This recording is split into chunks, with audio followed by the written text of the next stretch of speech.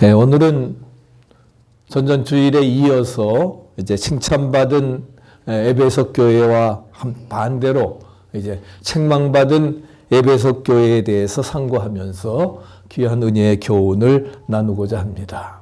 기도하신 것처럼 정말 온 세계는 이제 지난 주일부터 시작된 우리 하마스와 또 이스라엘의 전쟁, 또 계속적인 기근, 또한 지진, 이렇게 전쟁이 일어나서 그 다음날 아프가니스탄에서는 또 이렇게 6.8의 그러한 지진이 일어나서 몇천 명이나 죽었는데도 뉴스가 온통 전쟁으로만 하지 그거는 그냥 지나가 버리고 마는데 그런 어려운 시대 속에 우리가 살고 있습니다. 그래서 정말 우리 중동의 화약고라고 할 수 있는 그러한 그 가자 지구 이야기를 하는데, 그래서 10월 7일 이전에 이제 이스라엘과 하마스의 대규모 무력 충돌이 2021년 5월에 있었습니다. 발생했는데, 그래서 로켓을 쏴가지고서 이번과 같이 이스라엘 시민이 13명이 죽고, 보복으로 또 로켓을 또 쏴가지고서 가자 시민이 256명이 사망을 했습니다. 2021년 5월에. 근데 미국의 지원을 받은 이집트의 중재를 통해서 확대되지 아니하고 그냥 마무리되고 말았습니다. 그러면서 이 하마스는 2년 동안, 2년 반 정도를 전쟁을 준비해서, 그래서 그 지난 16년 동안 가자 지역을 통치해온 이슬람 무장단체 하마스, 그의 목표는 이스라엘 국가의 완전한 파괴를 목표로 삼는 아주 극단주의자들입니다. 그래서 이슬람 저항운동의 줄임말인데, 그래서 하마스라고 하는 단어는 아랍어로 열심이라고 하는 열심당. 우리가 바울을 죽이기 전에는 수요일 날 40명의 결사대들이 먹지도 않고 자지도 않겠다 한 것처럼 이스라엘이 멸망되기 위해서는 자기들은 생명을, 그렇기 때문에 하이제커들 자기의 생명 버리면서도 어떻게 해서든지 그러한 이슬람의 극단주의자들입니다. 그래서 이슬람에 대한 헌신과 이스라엘 국가의 완전한 파괴를 이제 신념으로 삼게 되는 것입니다. 그래서 이제 2년 동안 전쟁을 준비하며 그런 결과를 가져왔는데, 그래서 그 하마스가 2년 동안 준비해가지고서 바로 지난 10월 7일, 이렇게 초막절날, 초막절이죠. 3대 절기를 지키는 그런 초막절날 마지막 날 새벽에 전무후무한 테러를 전방위적으로 감행을 해나갔던 것입니다. 그래서 그 불도저에 의해서 가자 지역이 이제 어떻게 보면 다 파괴가 되었고, 수백 명의 하마스 무장 세력 대부분들이 오토바이를 타고 이스라엘 시민들을 아주 닥치는 대로 학살을 하고, 그래서 가자로부터 약 5km 떨어진 르엠 키부츠 인근에서 열린 초막절 마지막 날 열린 음악 축제가 있었는데 거기에서 260명이 학살이 됐습니다. 그리고 많은 사람들이 인질로 잡혔고, 그리고서 큰 피해를 입은 키부츠 중에 하나인 크파르 아자에서는 거의 모든 집이 다 습격을 당했습니다. 그래서 네탄야후 수상은 10월 7일을 이스라엘의 암흑의 날이다 이렇게 칭했고, 하마스에 대한 전쟁을 선포하고, 이것이 일종의 이스라엘의 식의 911이라고 간주를 하고 이제 전쟁을 선포해서 지금 시작되어지는데, 이렇게 하마리의 기습 공격은 이스라엘의 총체적인 안보의 실패라고 판단이 되어집니다. 그러면서 하마스는 테러의 명분을 뭐라고 했느냐? 아락사 방어 작전이라고 했습니다.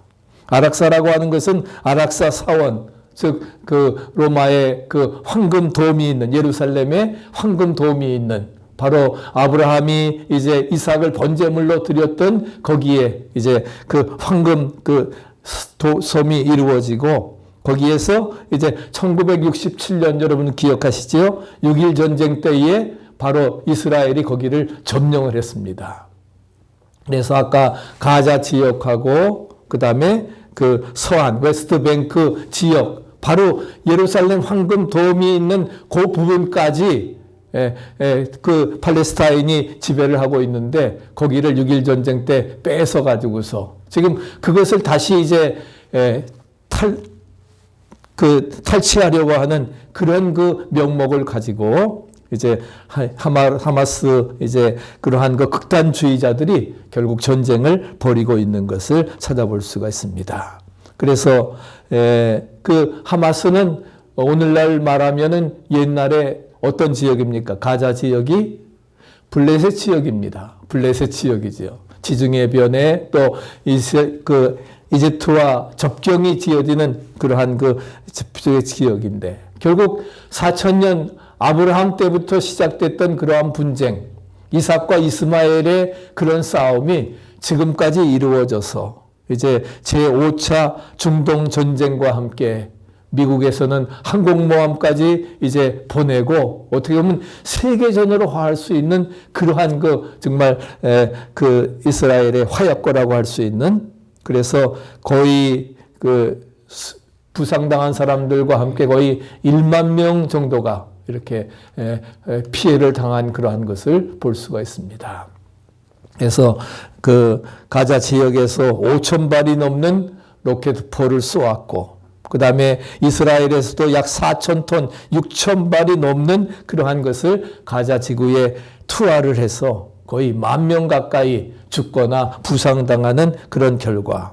그래서 어떻게 보면 참 치열한 그 어려움을 겪고 있는 것을 찾아볼 수가 있습니다. 그래서 하루 순식간에 그러한 그런 폭풍의 도가니로 빠지고 있는 것을 찾아볼 수가 있는데 하마스는 이스라엘의 반격을 시오니스트들의 점령군의 전쟁 범죄라고 이렇게 하면서 이제 그 이슬람권의 공개적인 지원을 호소를 하고 또 이렇게 하다 보니까 정말 그 하마스와 이스라엘의 전쟁이 세계 전쟁으로 화할 수 있는 그런 결과를 가져오게 되는 것입니다. 정말 너무나도 어려운 가운데 가정도 잃고 또한 부모님도 잃어버리고 자녀를 잃어버리고 가자 지역에서는 500명의 어린이들 또 수천 명의 어른들 이렇게 죽어가지고서 정말 굉장한 어려움을 겪고 있는 것을 찾아볼 수가 있습니다. 그런 가운데서 우리가 정말 오늘 살아가면서 특별히 오늘 주신 말씀을 생각을 해보니까 정말 에베소의 그 책망을 하신 그러한 말씀을 보면서 정말 오늘 말씀을 읽고 생각하면은 정말 지상의 교회라든지 어떤 목사 교역자들, 성도들 우리 모두는 다 불완전합니다. 언제 어떤 마음을 품고 무슨 일을 벌일지 모른다 하는 겁니다. 하나님같이 완전하지 못하다 하는 것을 우리가 깨닫게 됩니다. 칭찬받을 조건도 있지만은 그러나 책망받을 면도 있는 것이 우리의 모습이라 하는 것입니다. 그렇기 때문에 이런 결과들이 우리에게 오게 되는 것인데 우리나 신앙의 조상들 아브라함이나 모세, 다윗과 같은 신앙인들도 흠모할 만한 면이 있었습니다. 모세는 온유가 승한 사람이었고 순종하는 아들까지도 바치는 믿음의 사람이었고 또 다윗은 하나님 마음에 합한 사람이라 하나님의 뜻을 이루었던 그러한 사람들이지만 또 그들에게도 경종을 울릴 만한 잘못도 있었던 것입니다. 다윗 대통령이라고 하는 그 책을 보면서 정말 감명을 받았는데 왜 현대인들이 정말 다윗 대통령을 흠모할까? 오바마 또 트럼프 또한 모든 그 대통령들 윤석열 대통령들 다 우리의 이상적인 그러한 대통령들은 아닙니다. 바로 다윗 대통령이 다윗이 정말 오늘 이 시대를 그렇다고 하면 통일 왕국을 이루고 설치할 텐데 왜 이렇게 그러한 그 대통령을 흠모할까? 그것은 다윗의 성품과 리더십이 모든 대통령의 모델이 되기 때문에 그렇습니다. 거기에서 그 버팀목을 몇 가지 5가지로 말하고 있는데 첫째는 마음 용기를 잃지 말라 했습니다. 두 번째는 인테그리티 정직성이죠. 정직해야 된다 하는 겁니다. 신실해야 된다는 것입니다. 세 번째는 목자의 심정을 가지라 하는 겁니다. 양을 쳤던 그런 목동과 같은 목자 정말 선한 목자는 양을 위해서 생명을 바치는 목자의 심정을 갖고 그 다음에 마음을 불태워라. 패션이 있어야 된다 하는 거예요. 영혼을 사랑하는 패션이 있고 그 다음에 마음에 바른 목적을 가져야 된다 하는 것입니다. 다윗은 환난과 어려움 속에서도 믿음을 지킨 신앙의 사람으로서 하나님의 마음을 쫓았기 때문에 하나님 마음에 합한 사람이었던 것을 찾아볼 수가, 기도로서 국사를 하나님께 맡기고 목자의 심정으로 국민들을 위해서 일했던 것을 찾아볼 수가 있습니다. 그렇기 때문에 그런 그 다윗의 성실함이, 뛰어난 위기 극복 능력이 남북 통일의 위협을 달성하고 이스라엘을 하나로 만드는, 이스라엘 유다를 하나로 만드는 그런 국민화합의 정치를 통한 그러한 위대한 업적을 이루어 나갈 수 있었던 것입니다. 오늘 미국의 역대 대통령들 49대를 거쳐오면서 가장 위대한 대통령을 꼽으라고 하면은 저는 아낌없이 링컨 대통령이라고 16대 대통령을 말하게 됩니다. 바로 이 링컨 대통령도 다윗처럼 신앙의 대통령으로서 항상 기도하면서 국사의 방향을 성경에서 찾았습니다. 성경의 사람입니다. 어머니에게 물려받은 것 성경밖에 없습니다. 그 말씀 중심으로 살았고 그랬기 때문에 어느 누구도 하지 못했던 그런 노예 해방의 그런 위대한 역사를 우리 미국 역사 가운데 이루어 나갔던 것입니다. 그래서 그도 다윗처럼 국사의 방향을 성경에서 찾았고, 그래서 하나님 우리에게도 다윗과 같은 대통령을 주옵소서 우리가 기도하며 나가야 될 것입니다. 우리는 때로 잘못되며 하며 살아갑니다. 온전하지 못합니다. 앞서 말씀드린 것처럼 하나님같이 우리가 온전하지 못합니다. 우리가 거룩하지 못합니다. 실수합니다. 잘못된 판단으로 모든 사람들을 위험에 빠지게 하는 그러한 것들. 그러나 잘못했다고 해서 그것이 절망할 필요는 없다 하는 겁니다. 우리 어쩔 수 없이 잘못하여 살지만 우리가 하나님께서 주시는 회개의 기회를 잘 받아들인다고 하면은 우리는 다시금 회복할 수 있으리라 믿습니다. 아멘. 우리가 하나님이 주시는 회개의 기회를 받아들이면 우리가 살아갈 수 있습니다. 오늘 에베소 교회가 칭찬도 받았지만 책망을 통해서 교훈을 받고 우리가 이 어려운 시대를 어떻게 믿음으로 살아가야 될까 우리가 교훈을 받고자 합니다. 첫째는 예수님은 모든 것을 아신다라고 이렇게 말씀을 하고 있습니다. 에베소 교회는 여러 가지로 주목을 받는 소아시아 7교회 중에 대표적인 교회지요. 그래서 주목받는 교회였습니다. 전에 말씀드렸지만 당시 에베소라고 하는 것은 그 당시 2000년 전 당시에 소아시아에서 가장 중심적인 도시이고, 그리고 선교의 위치에서도 교회의 중요성을 우리에게 저루어 익었습니다. 그래서 다시금 여러분, 아름다운 에베소의 항구, 세계적인 항구와 마찬가지입니다. 두 번째 있는 옆에 그림은 바로 저작거리입니다. 2000년 전에 이렇게 아스팔트 도로가 아니지만 돌로 이렇게 도로를 깔아놓는 로마의 그런 것처럼 에베소도 그렇게 했고, 그 다음에 이제 25,000명이 들어가는 원형 경기장, 그 다음에 요 뒤쪽에 여기시 그 신전 탑만 남아 있는데 그 뒤에는 바로 성요한 교회가 있는 그런 수도원이 그 뒤에 있고요. 그리고 로마의 도서관, 그리고 신전, 특별히 에베소는 아데미 신전, 풍요의 신 아데미 신전이 있는 그러한 곳입니다. 그렇기 때문에 정말 그 초대 당시에서는 가장 어떻게 보면 번화하고 화려했던 그러한 도시였음을 우리에게 말씀해주고 있습니다. 그래서 예수님께서는 그 교회를 이제 7 금초대 사이를 다니시는 그 예수님께서 이제 소아시아 에베소 교회를 칭찬을 하십니다. 예수님께서 칭찬하신 것 3가지가 있죠. 첫째는 무엇입니까? 그리스도를 위해서 온갖 수고와 훌륭한 일을 감당해 갔다고 했습니다. 그래서 모든 일, 목회와 선교 활동 잘 했다고 하는 것입니다. 내 행위와 수고를 하노니 잘 감당해 나갔다고 하는 것입니다. 그리고 두 번째는 어려운 일을 만났을 때에도 낙심하지 않았다는 겁니다. 인내했다. 인내하고 끝까지 참으면서 그 박해를 이겨나갔던 것을 찾아볼 수가 있습니다. 그리스도의 이름을 위해서 견디어냈으며 낙심하는 일이 없었다는 겁니다. 세 번째는 악한 자들과 사이비 사도들을 가려냈다고 하는 것입니다. 그래서 6절에 나오는 니골라당의 소행을 미워하고 있음을 칭찬하시면서 나도 그것을 미워한다고 말씀을 하시고서 그렇게 그 어려움 가운데 핍박 가운데 이단에 빠지지 아니하고 핍박 속에서도 인내하면서 온갖 수고와 훌륭한 일을 감당한 믿음의 역사를 나타낸 그런 교회였음을 말씀해주고 있습니다. 그러면서 에베소 교회에서 잘한 일, 그리스도께서 알고 계셨고 잘했다고 인정과 칭찬을 받았는데 그래서 내가 안다라고 하는 말씀을 여러 번 반복해서 말씀을 하십니다. 그래서 주님께서 아신다고 하는 것은 뭐냐? 이것은 우리에게 두 가지 큰 유익을 얻게 하는데 그것은 바로 뭐예요? 우리의 행동이 절제가 된다 하는 것입니다. 주님이 보고 주님이 알고 계신데 우리가 어떻게 돼요? 정말 콜함돼요. 내가 하나님 앞에 서 있다라고 하는 하나님이 보신다고 하는 그럴 때 뭐예요? 우리의 행동이 절제됩니다.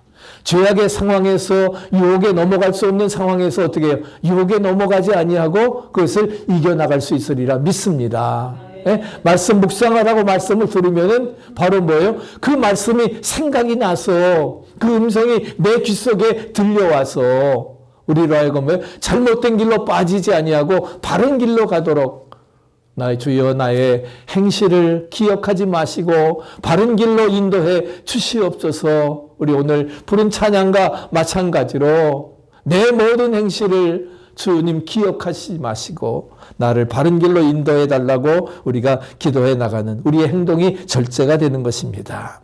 그리고 나를 알아주신다 했으니까 나를 알아주시는 예수님과 함께 동행하면서 예수님을 모시고 살아가니 우리는 뭐예요? 내 마음이 기쁘고 행복함이 넘치게 됩니다. 믿습니까? 네. 여러분 주님과 동행하는 승리의 삶이 되시기를 축복합니다. 네. 그래서 에녹과 같이 정말 주님과 딱 붙어서 주님과 함께 동행하면서 우리가 온전히 믿음으로 살아나갈 때에 우리의 모든 삶을 축복하시고 이끌어 주시리라 믿습니다. 비록 어려운 일을 당한다 할지라도 주님이 내 형편 아시니까 나와 동행해 주시니까 그 어려운 모래 사막길에서 어떻게 해야 돼요? 나를 홀로 걷게 하지 아니하시고 나를 안아서 함께 걸어가게 하시는 할렐루야 그런 주님이심을 우리가 분명히 믿으시기를 바랍니다.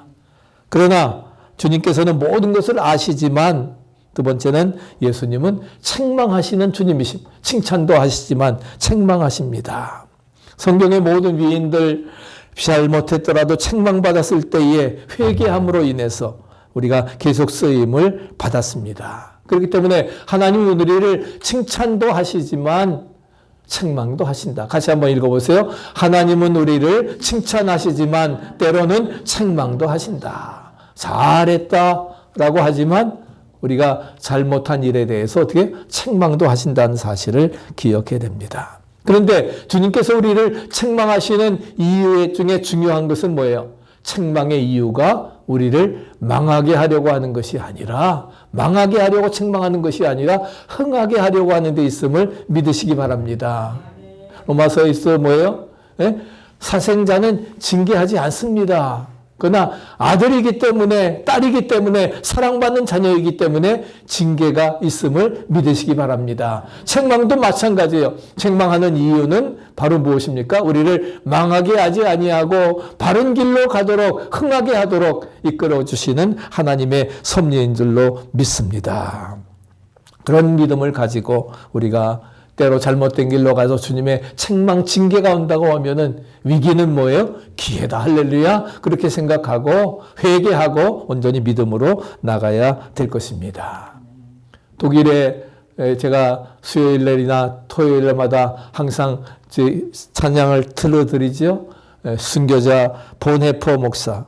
35살에 순교를 하고 나치 정권에 의해서 그는 교회에 대해서 하나님께 감사를 해야 된다. 교회는 대해서 하나님께 우리 교회 공동체를 주신 하나님께 대해서 감사해야 된다 하는 것입니다. 우리 같이 한번 읽어보실까요? 만일 우리가 속해 있는 기독교 공동체에 대하여 우리가 매일 감사하지 않고 반대로 오히려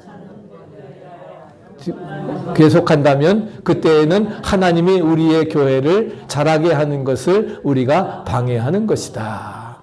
라이프 투게더 신도의 공동생활이라고 하는 책에서 우리는 우리에게 교회 공동체를 주신 하나님께 감사해야 된다 하는 거예요. 왜?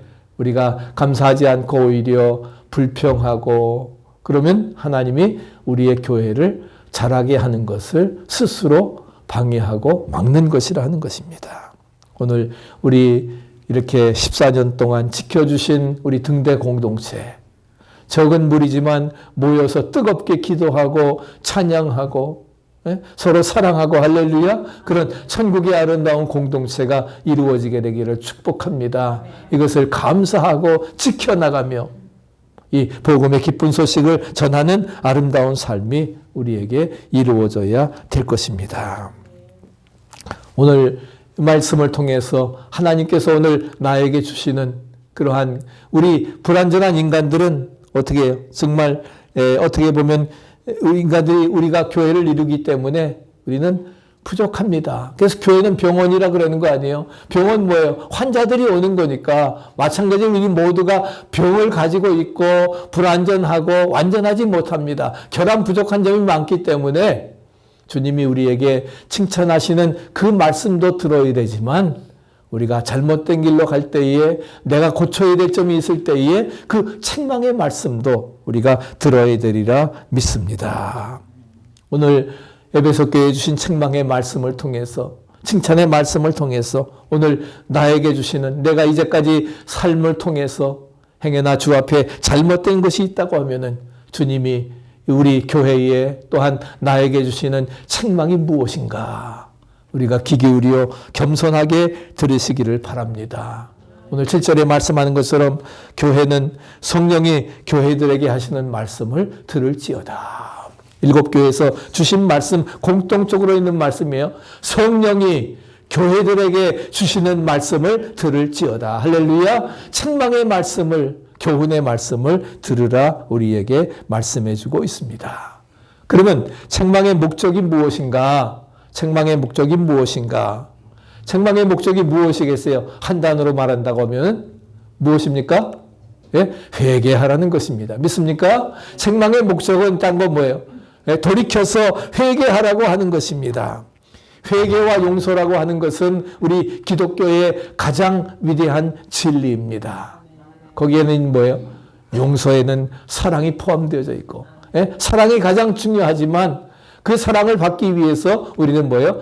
회개해야 되고 내가 너를 용서한 것처럼 너희도 다른 사람들을 용서하라. 아멘. 우리가 주님의 그 사랑. 어떤 사람들은 하도 죄를 반복해 지으니까 아이고 맨날 벽도 낯짝이 있지 더 이상 회개하지 못하겠다. 그런 분도 있습니다. 네? 맨날 지은 죄 또 지고 와서 죄졌습니다. 그렇게 생각하면 그래도 양심 있는 사람이에요. 그나마도 양심 있는 사람인데, 그러나 뭐예요? 양심 있는 게 아니라 이게 대단히 어리석은 사람입니다. 왜? 하나님께는 용서에 한계가 없음을 믿으시기 바랍니다. 무제한에 용서하시는 거예요. 또라니 하나님께서는 결코 내가 뭐예요? 기억하지 아니하신다 말씀하십니다. 70번까지 7번이라도 용서해라. 7번만 용서할까요? 베드로가 말했을 때에 70번까지 7번. 그건 뭐예요? 77이 490번만요? 아닙니다. 무한한 용서를 말합니다. 490번도 못하겠지만 그 바로 무한한 용서를 말합니다. 무제한적. 1000만 번 죄를 지어도 주님 앞에 나갈 수밖에 없는 것입니다. 그 무제한의 용서를 가지고 계신 주님께 용서받지 못할 죄는 없습니다. 믿으십니까? 우리가 자복하며 전부여 의지 없어서 손 들고 옵니다. 주님 앞에 빈손 들고 회개하며 우리의 죄를 자복할 때에 주님께서는 용서해 주십니다. 용서하실 때 어디까지 너 11조 바쳤으니까 10분의 1만? 아니에요. 하나님의 용서는 100% 전부임을 믿으시기 바랍니다. 이사야 1장 18절에 말하는 것처럼 너희 죄가 진홍같이 붉을지라도 눈과 같이 양털같이 희리라. 할렐루야. 진홍같이 붉을지라도 눈과 같이 양털같이 희게 되리라 말씀을 하고 있습니다. 바로 일순간의 용서가 아니라 근본적인 용서를 우리에게 의미해 주고 있습니다. 이것이 하나님의 용서에 대한 하나님의 속성인 것입니다.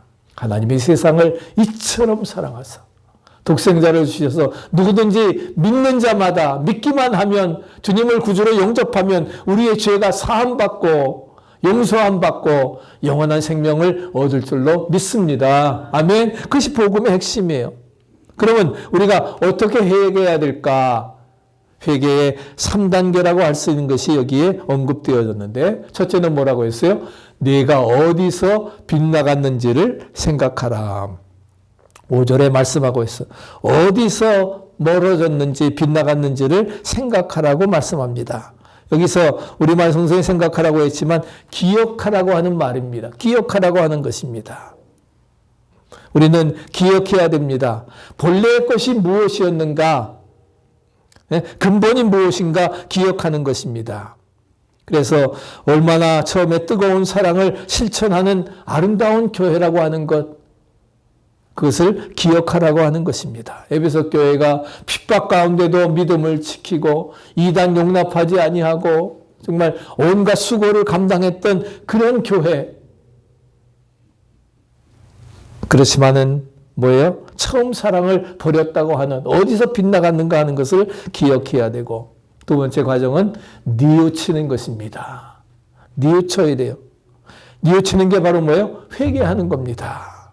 어떻게 우리가 회개하는 것인데, 그래서 처음 것을 기억해 본 것이 어떤 것이 잘못되었나, 무엇이 잘못되었는지, 저들이 전에는 가졌는데 무엇을 지금은 잃어버리고 있는가, 이것을 알면서 잘못된 것들을 회개해야 된다는 것입니다. 진정한 회개 없이 새 출발은 있을 수 없습니다. 믿습니까? 같이 한번 읽어보세요. 진정한 회개 없이 새 출발이 있을 수 없다. 진정한 회개 없이는 새 출발이 있을 수, 맨날 출발만 하면 뭐합니까? 다시 진정한 회개가 이루어져야 새 출발이 시작되어지는 것이. 세 번째 과정은 행하는 것입니다. 그래서 처음에 하던 일을 다시 행해라 하는 거예요. 처음 사랑을 회복하라. 사랑을 실천하라 하는 것을 말씀을 하고 있습니다. 처음 하던 일, 내가 첫사랑을 보였느니라. 그래서 이 회개의 과정도 마찬가지입니다. 세 가지 기간과 관계되어져 있음을 말씀하고 있어요. 기억하는 거는 뭐라고 합니까? 뭘로 기억하는 거예요? 내 머리로 생각하고 기억하는 겁니다. 머리와 관계되는 그러한 일입니다. 그 다음에는 뭐예요? 뉘우칩니다. 뉘우치는 것은 뭘 뉘우칩니까? 내 마음속에 뜨거운 가슴을 가지고 가슴으로 뉘우쳐야 돼요. 기억하고 생각하는 것은 머리가 하는 일이고, 그 다음에 뭐예요? 뉘우치는 마음으로 뉘우치고 가슴이 하는 그러한 일입니다. 그 다음에 가슴이 뜨거워져야 되고, 그 다음에 세 번째 행하라고 하는 것은 행동입니다. 그건 뭘로 가지고 하는 겁니까? 마음만 가지고 합니까? 아닙니다. 팔과 다리로 직접 찾아가서 손으로 봉사하면서, 할렐루야, 팔 다리로 이제 뭐예요? 입이 아니라 팔과 다리로 손수 행동하는 것이고, 그래서 회개라고 하는 것은 머리와 가슴, 마음과 팔다리가 한꺼번에 새롭게 태어나는, 변화되는 것을 말하고 있는 것입니다. 이것이 진정한 변화라 하는 거예요. 그래서 유명한 종교개혁자 마틴 루터께서 팔, 다리 한꺼번에 새롭게, 마틴 루터가 뭐라고 했느냐? 진정한 변화에 대해서 세 가지를 말합니다. 바로 뭐예요? 머리와 가슴, 이 사람 팔다리가 아니라 돈 지갑이 예? 돈 지갑이 거듭나야 된다 하는 것을 이야기를 하고 있습니다. 그래서 머리의 회심이라고 하는 것은 바로 무엇입니까? 지적인 변화를 말하는 거예요. 지적인 변화입니다. 두 번째는 가슴에 뜨거운 사랑과 정의가 있어서 이웃에게 사랑을 실천해 나가야 되는 겁니다. 그것이 세 번째와 팔다리에 거의 연결되어지지만 그러면서 그리고 중요한 것은 뭐예요? 물질의 변화가 있어야 된다. 믿습니까? 네. 내가 물질을 어떻게 모으고 어떻게 사용하느냐 이것이 회심의 척도입니다. 그래서 요한에서라도 열심히 벌어라 했습니다. 그랬더니 아멘. 그 다음에는 뭐예요? 열심히 번 것을 하나님의 영광을 위해 열심히 사용하라. 네. 우리가 그것이 바로 돈 지갑이 거듭난 겁니다. 네. 주의 영광을 위해 나에게 주신 것 하나님께 11조 온전히 바치고 나머지는 또 뭐예요? 정말 함께 나눌 수 있는 내 것 아니니까 함께 나눌 수 있는 그것이 바로 뭐예요? 그래서 물질을 어떻게 모으고 사용하느냐 하는 것이 회심의 척도가 되어짐을 말씀해 주고 있습니다. 그래서 우리의 이런 모든 것, 그래서 5절에 내 이 모든 것이 어디서 떨어졌나 생각해 보라 말씀을 하고 있습니다. 그러면 마지막 네 번째로 무엇을 회개하라고 하셨나?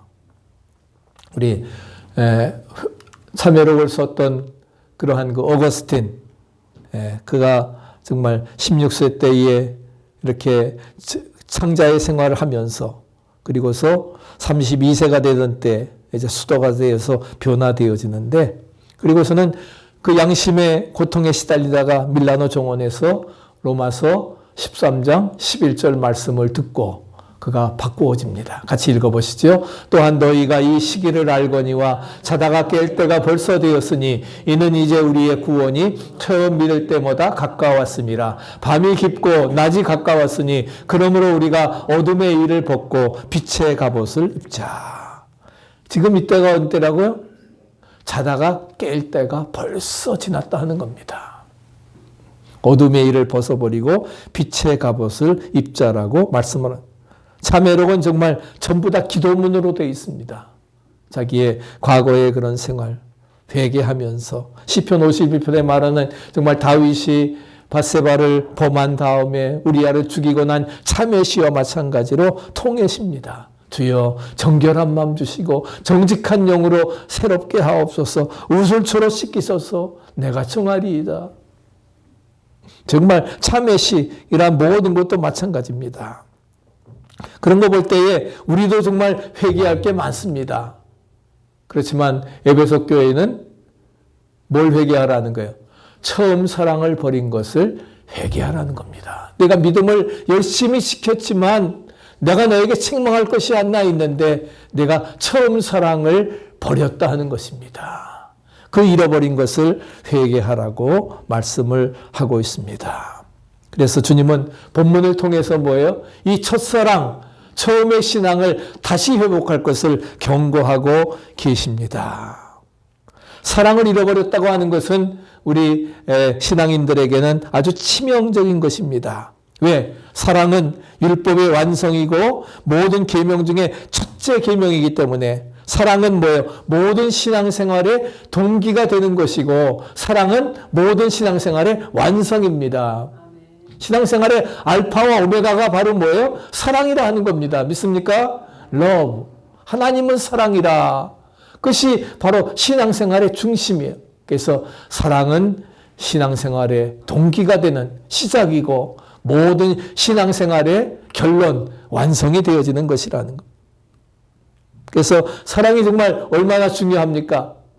사랑에서부터 출발되어지지 아니하면 우리가 뭐예요? 어떤 신앙생활도 의미가 없다는 사실을 기억해야 될 것입니다. 사랑에서 출발되는 것이 없다면 어떤 것도 의미가 없어요. 아무것도 의미가 없다. 정말 진정한 의미를 가지고 살아가야 됩니다. 그러면서 마지막으로 주님은 한 가지 더 물으십니다. 뭘 물으시느냐? 그래, 너의 충성 안에 사랑이 있느냐? 우리 한번 고백해 보십시다. 너의 충성 안에 사랑이 있느냐? 우리가 충성하고 에베소 교인들처럼 믿음을 잘 지키고 또한 이단과 타협하지 아니하고 그렇게 하는데 그 너의 충성 안에 과연 하나님의 사랑이 계속되어지고 있느냐. 사랑 없는 행위는 형식과 의식이라고 하는 껍데기만 남기 때문에 주님을 기쁘시게 하는 열매가 있을 리가 없습니다. 성령의 열매는 사랑과 희락과 화평과 오래 참음, 자비, 양선, 충성, 온유, 절제니 이 같은 것을 금지할 법이 없느니라. 너의 충성 안에 사랑이 있느냐. 오늘 우리가 다시금 그것을 그 음성을 듣고 우리가 충성하는 가운데 사랑을 회복하고 사랑을 실천하는 복된 여러분 되시기를 간절히 축복합니다. 210장 부르십니다.